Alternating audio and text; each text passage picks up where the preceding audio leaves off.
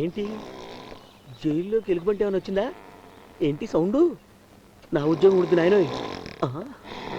ఇక్కడ ఎవడో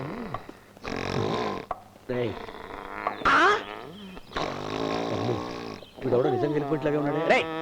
లేరా అరే లేరా? ఎవడ్రా నన్ను నిద్ర లేపేదే? ఏంట్రా పట్ట పగలే గురక పెట్టి మరి నిద్రపోతున్నావు? నా ఇంట్లో నా ఇష్టం వచ్చినట్టు నిద్రపోతాను. నువ్వెవడన్నా లేపడానికి? నీ ఇల్లా? నీ ఇష్టం వచ్చిన నిద్రపోతావా? లేరా లేరా?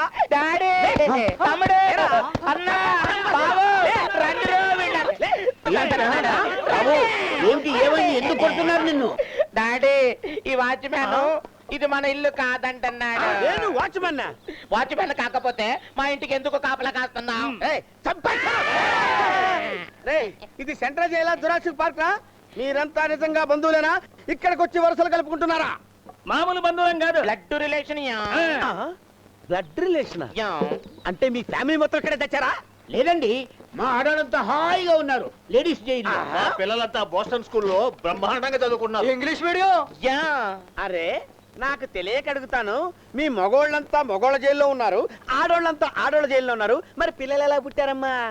పేరోల మీద చాలా గ్యాప్ తర్వాత వెళ్తాం కదండి, బాగా వర్కౌట్ అవుద్ది.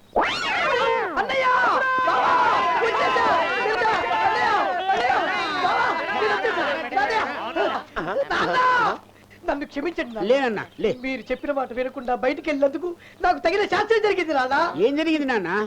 టీ తాగుదామంటే 2 రూపాయలు, భోజనం చేద్దామంటే 15 రూపాయలు, అది కూడా పెరిగివ్వట్లేదు.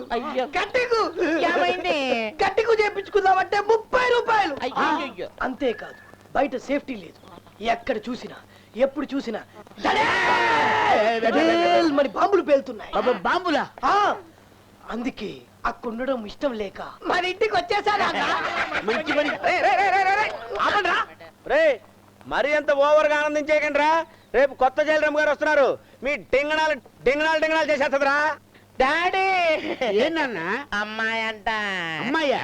నీళ్ళెవరికి అందంగా ఉంటే నీకిచ్చే పెళ్లి చేస్తాను. Thank you daddy.